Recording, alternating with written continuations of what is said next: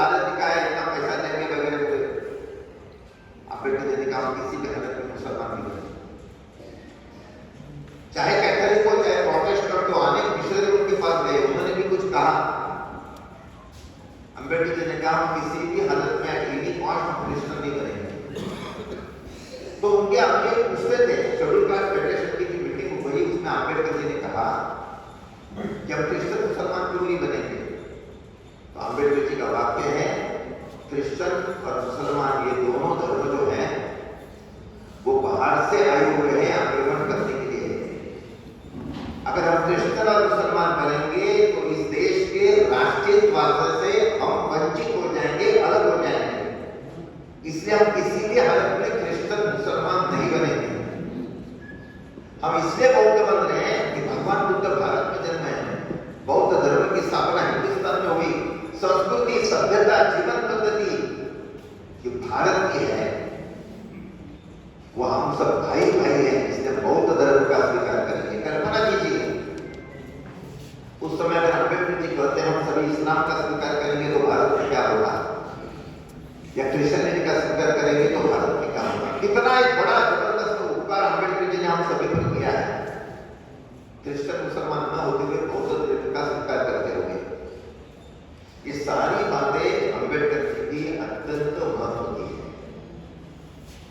और ये सारी बातें हम सभी ने ये रखनी चाहिए। ऐसे अनेक बातें अम्बेडकर जी की, मैंने उसमें से कुछ बातें उनके संदर्भ में कही क्योंकि उनका सारा जीवन देशभक्ति राष्ट्रीयता को महत्व देने का था और उस नाते से उन्होंने सारी बातें कही।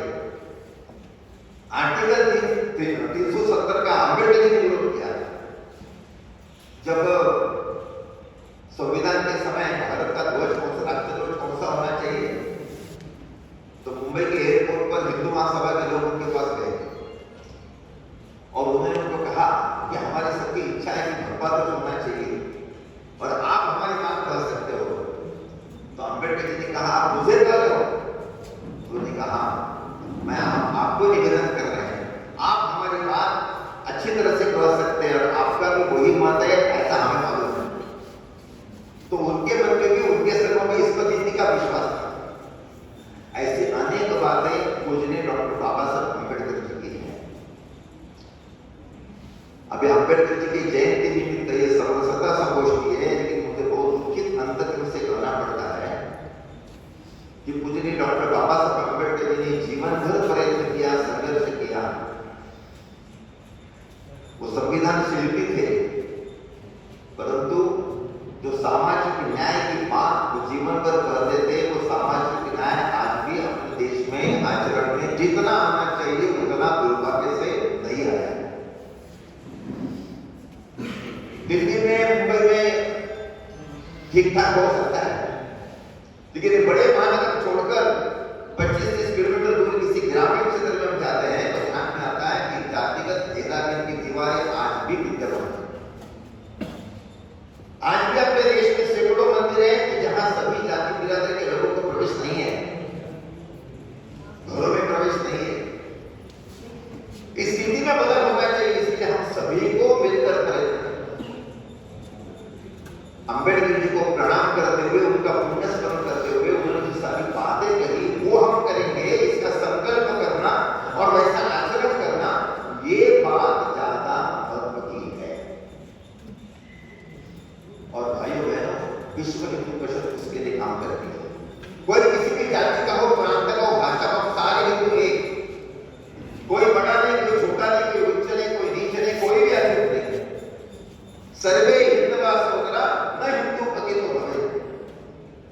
इस पद्धति की मानसिकता सारे हिंदू समाज में बननी चाहिए, इसके लिए विश्व हिंदू परिषद प्रयत्न करती है। साधु संत ऐसे सारे वस्तु में जाने चाहिए।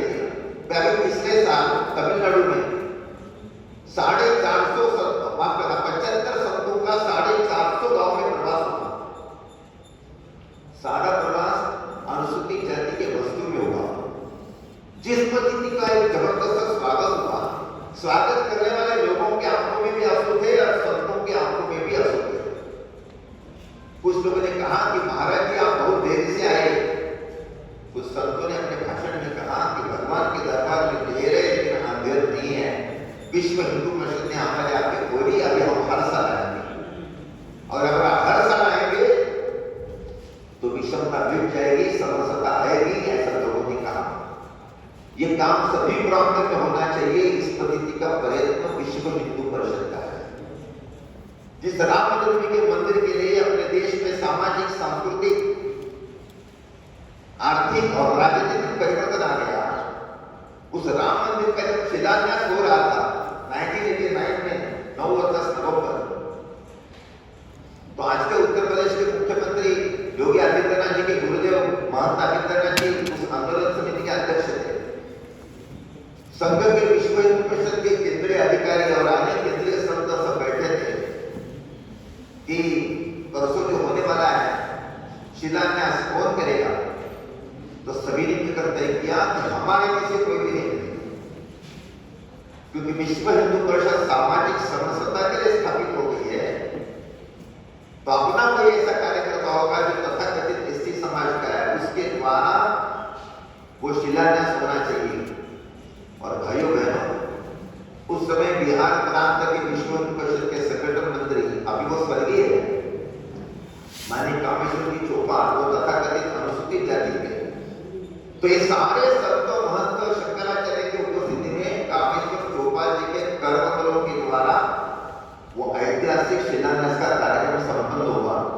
उत्तर प्रदेश के पेपर में हेडिंग था विश्व हिंदू परिषद का समरसता के लिए शिलान्यास। विश्व हिंदू परिषद इस नाते से प्रयत्न करती है। लेकिन इसी के साथ साथ जो एक बात विश्व हिंदू परिषद सम्मेलन करती है, जो पूजनीय डॉक्टर बाबा साहेब अम्बेडकर जी ने कहा कि 34 सदी तक हिंदुस्तान में छुआछूत की बीमारी नहीं थी। तो स्वर्गीय माननीय अशोक जी सिंघल जी ने इसका अध्ययन किया था। तो माननीय अशोक जी अनेक संतों को प्रश्न पूछते थे कि महाराज जी बताइए कि अस्पृश्यता की बीमारी भारत में कब चालू हुई। कोई संत उत्तर नहीं दे पाया। फिर माननीय अशोक जी दूसरा प्रश्न पूछते थे सभी पूजनीय संतों को, कौन से ग्रंथ में लिखा है कि फलानी फलानी जातियां ये ऐसी है। कोई भी उसको उत्तर नहीं दे पाया।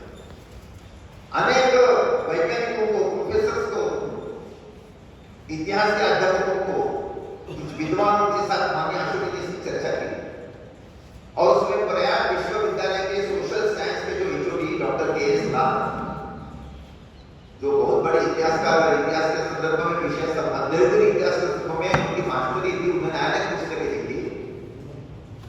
उन्होंने अपने पुस्तक माननीय अशोक जी को पढ़ने के लिए दी, the growth of scheduled tribes and scheduled caste in medical India. मध्ययुगीन भारत में अनुसूचित जाति और जनजाति की बढ़ोतरी कैसे हुई, और उस पुस्तक में उन्होंने 50 से ज्यादा ऐसे उदाहरण दिए हैं कि इस्लाम के आक्रमण के बाद एससी और एसटी समाज में बढ़ोतरी कैसे हुई।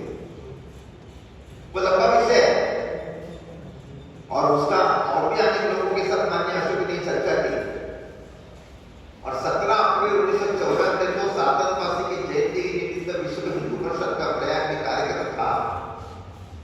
उस समय सार्वजनिक स्वरूप में विश्व हिंदू परिषद को ऑफिशियल वक्तव्य आया कि भारत में बीमारी इस्लाम के आक्रमण के बाद बढ़ गई है। आप कहेंगे इसका कुछ प्रूफ है? मैं ये खड़े हैं समाप्त करना है? हाँ, नहीं समाप्त करना है तो मैं कोई बात खड़ा होने का ऐसा होता है।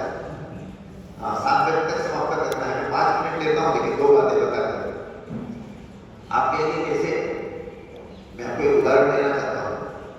13वें शताब्दी कुलवंत विश्वकर्मा का जाप करते हुए हमारे सारे पूर्वज दुनिया के अनेक देशों में गए। भारतीय संस्कृति का विश्व संचार हो गया, हम सब जानते हैं। 14वीं सदी में ऐसा क्या हुआ कि अपने देश में सिंधु बंदी का वक्त आया कि सागर पार करना है, क्योंकि 14वीं सदी में आधा भारत मुसलमानों के कब्जे में गया था।